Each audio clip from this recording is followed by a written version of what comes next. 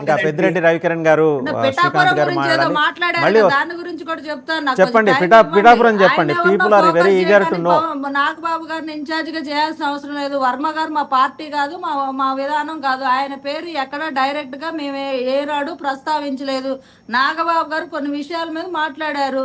పవన్ కళ్యాణ్ గారు విజయం గురించి మా ప్రస్తావన వస్తున్న ట్రోల్స్ ను బట్టి ఆయన మాట్లాడింది ఒకటే. పిఠాపురం ప్రజలు ఆశీర్వదించారు. ఇందులో అనేకమైన ఫ్యాక్టర్స్ ఉంటాయి కాబట్టి ఒక్కళ్ళ వల్లే ఇది జరిగింది అనేది తప్పు. అదే ఒక్కళ్ళకే ఆపాదించకూడదు. ఇప్పుడు నా వల్లే మొత్తం వచ్చిందని పవన్ కళ్యాణ్ గారు అంటే ఇప్పుడు టీడీపీ వాళ్ళు బాధపడరా, బీజేపీ వాళ్ళు బాధపడరా?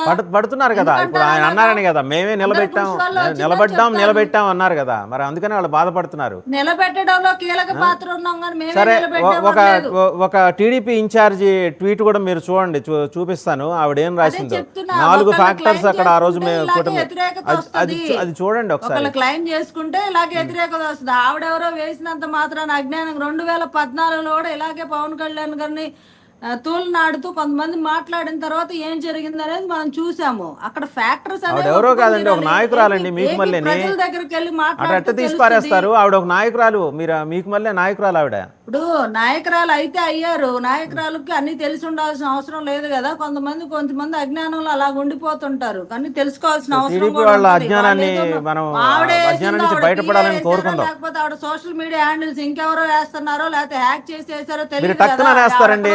ఆవిడ వెరిఫైడ్ హ్యాండిల్ నుంచేనండి వచ్చింది అది.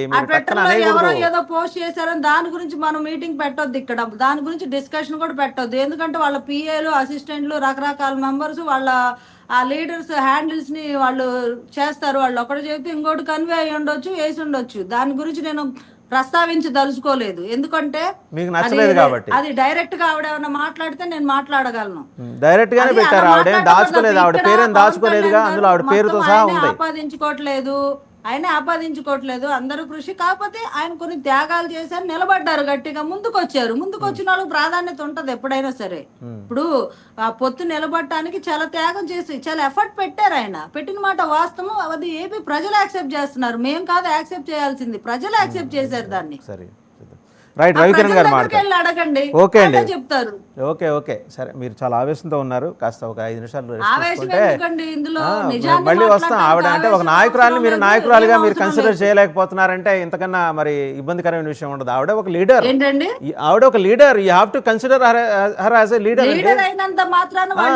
ఆవిడ ఉత్తి పుణ్యానికి పెట్ల ఆవిడ అనలైజ్ చేసింది. ఆవిడ కారణాలు అనలైజ్ చేసింది. You may differ with her but you have to respect her opinions. ఆవిడ అభిప్రాయాన్ని మీరు గౌరవించాలి. ఆవిడ అభిప్రాయాలతో మీరు విభేదించవచ్చు కాక తీసిపారటానికి లేదండి.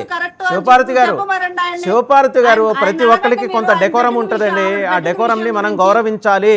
మనం విభేదించవచ్చు కానీ గౌరవించాలి. మళ్ళీ వస్తా మీ దగ్గరికి. ఒకసారి రవికిరణ్ గారి దగ్గరికి వెళ్దాం. రవికిరణ్ గారు ఈ డెవలప్మెంట్స్ వస్తాను మీ దగ్గరికి వస్తా మళ్ళీ దగ్గరికి. మిగిలిన వాళ్ళు కూడా మాట్లాడాలి కదా. మేము కూటమి వ్యతిరేకంగా ఏ వ్యాఖ్యలు చేయము. మా పార్టీ గురించి మేము మాట్లాడుకోండి. ఆవిడ కూడా అదే, ఆవిడ అభ్యంతరకరమైన వ్యాఖ్యలు చేయాల. Let us not prolong this. Ravikiran గారిని మాట్లాడండి. మ్యూట్ చేయండి. రవికిరణ్ గారు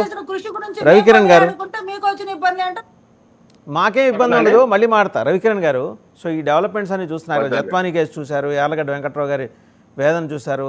తర్వాత ఏంటి, సోమవీర్రాజు గారికి క్యాబినెట్లో బెర్త్ ఖాయమైపోతుందని ఢిల్లీ నుంచి వార్తలు వస్తున్నాయి, నిజమేనా? వాసుదేవన్ గారు, ముందుగా మీకు తోటి ప్యానలిస్ట్ కి 99 టీవీ వీక్షకులందరికీ శుభోదయం అండి. ఒకటి, యార్లగడ్డ వెంకట్రావు గారి అంశం మీద నిన్న ప్రశ్నోత్తరాల సమయంలో ఒక ప్రశ్న ఏంటంటే, సహకార సంఘాల యొక్క బలోపేతం కోసం ఏం చర్యలు తీసుకుంటున్నారు? గత వైసీపీ ప్రభుత్వ హయాంలో సహకార సంఘాలలో జరిగినటువంటి మితిమీరిన అవినీతి మీద ఏ రకమైన విచారణ చేశారు, ఏ రకమైన చర్యలు తీసుకోబోతున్నారు అని చెప్పేసి యార్లగడ్డ వెంకట్రావు గారు ఒక ప్రశ్న ఇస్తారు. దాన్ని నేను ప్రత్యక్షంగా చూశాను కూడా. దానిలో వారు ఎందుకంటే యార్లగడ్డ వెంకట్రావు గారు గతంలో మనకి రాష్ట్రంలో అంటే 13 ఉమ్మడి జిల్లాలకి 13 డిసిసి బ్యాంక్స్ ఉన్నాయి. సో ఇప్పుడు 26 జిల్లాలకి డివైడ్ అవ్వలేదు, ఉమ్మడి జిల్లాలుగానే ఉన్నాయి.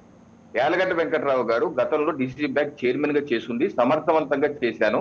వారు చెప్తాం ఏంటంటే, నేను సమర్థవంతంగా చేసి లాభాల బాటలో తీసుకొచ్చి చక్కగా చేశాను.